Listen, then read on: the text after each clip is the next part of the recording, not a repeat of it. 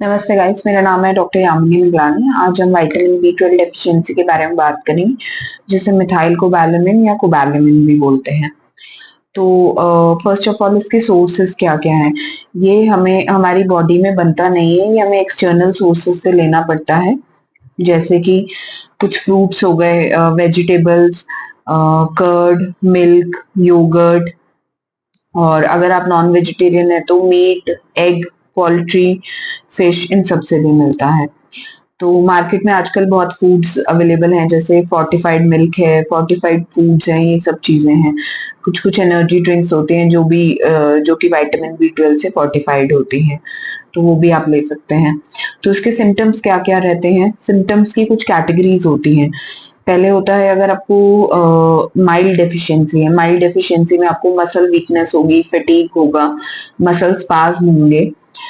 फिर आते हैं, अगर आपको मॉडरेट है, मॉडरेट में आपके स्किन, हेयर और नेल्स में चेंजेस आएंगे। स्किन में जैसे आपको डार्क स्पॉट्स हो जाएंगे स्किन पे, या फिर नेल्स में आपको ब्लूइश डिस्कलरेशन हो जाएगी, ग्रेइंग ऑफ हेयर्स हो जाएगी, तो ये सब है। फिर आते हैं सिवियर सिम्टम्स। सिवियर्स में आपको न्यूरोलॉजिकल सिम्टम्स आते हैं। न्यूरोलॉजिकल सिम्टम्स में डिप्रेशन, बाइपोलर, मेनिया, ये सब सिम्टम्स हैं। तो ये तीनों कैटेगरीज थी। अब इसको प्रिवेंट कैसे करना है। जो भी ये सोर्सेस बताए हैं, एक्सटर्नल सोर्सेस, आप इनसे विटामिन बी 12 ले सकते हैं।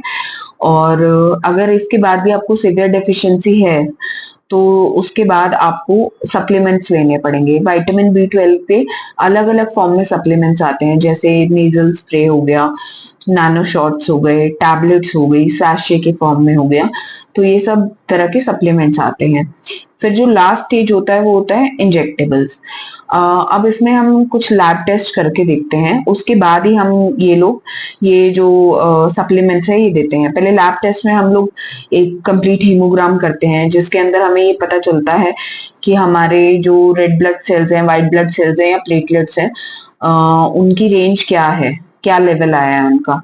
अगर ये तीनों चीजें कम है, जिसे पैनसाइटोपिनिया बोलते हैं, तो ये भी विटामिन बी 12 डेफिशिएंसी के कारण होता है, क्योंकि ये हमारे डीएनए को फॉर्म करने में हेल्प करता है। तो अगर इसी की वजह से जो हमारे red blood cells, white blood cells और प्लेटलेट्स में कमी आती है, तो अगर आपको पैनसाइटोपिनिया है तो डेफिनेटली आपको विटामिन बी 12 डेफिशिएंसी है।